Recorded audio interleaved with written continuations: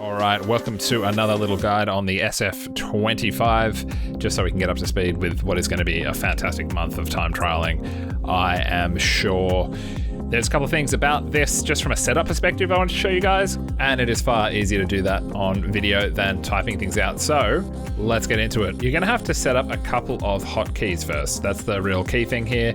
So jump into your settings and your bindings and scroll down. And the two things, or there's a couple things we really care about. The first two we really care about are our ERS and our DRS. You've got your DRS activate button and your ERS, or your boost or overtake button. You toggle your DRS on and you hold your ERS down. You'll notice underneath it there's a performance mode cycle. We want to bind those, as well as, just for the sake of the demonstration, an engine map cycle. These two things are slightly different, and I'll demonstrate that real quick. And so you probably noticed this as soon as you looked at it. There's a lot going on here. It's actually quite simple when you do break it down. Ignoring push for a second, you've got where it says map 1, and then you've got your ERS section there as well. You don't really need to worry about pretty much anything else. It's basically a combination of those two, map being the mode that the engine's in, and ERS being the mode that the energy deployment system is in. Now you can manage these individually. I can cycle through, for example, the engine mapping that we just set up there specifically to jump to different engine deployment modes, but it's probably pretty pointless because what we're actually going to end up doing is just messing around with our mode, and our mode is just a combination of engine as well as your energy recovery and deployment system. So you can think about your mode as your overarching setting. That's the one you're going to touch. Everything else you probably don't really want to touch, and to be honest, unless we're really getting into the nerd shit in a race, we probably won't really worry about moving it from race when we're in the race. But in quali, making sure you are in push is important here, because that's going to drastically change the amount of energy deployment you get. Importantly, for every lap in practice, at least, maybe quali 2, you do get a full battery charge every time you cross the line.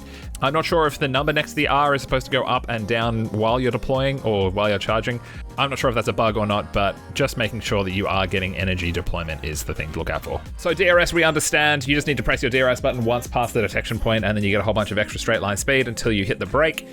But ERS is a little bit more complicated, and understanding what's going on took me a few laps. You'll see that there's a purple line around the outside edge of my speedo there. That's the amount of energy that the ERS system is kicking into the internal combustion engine. And you'll notice that on mode push, it's automatically doing this a bunch. It's actually putting maybe 50, 60, 80% into the car at certain different gears and gear ranges. That'll automatically happen. So you might ask, why the fuck do I need an ERS button? An ERS button is just a 100% override that you might want to hit at certain points, like maybe at the end of your second or beginning of your third gear to give yourself an extra kick in a straight line, or as I've started using it, to really push the car down that long straight and get it into 8th gear and get it up to around that 330 kilometers per hour.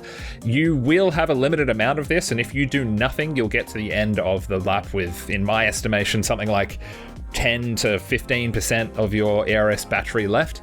But it is useful, and you should use this to get you a little bit extra time on the hot lapping at the very least.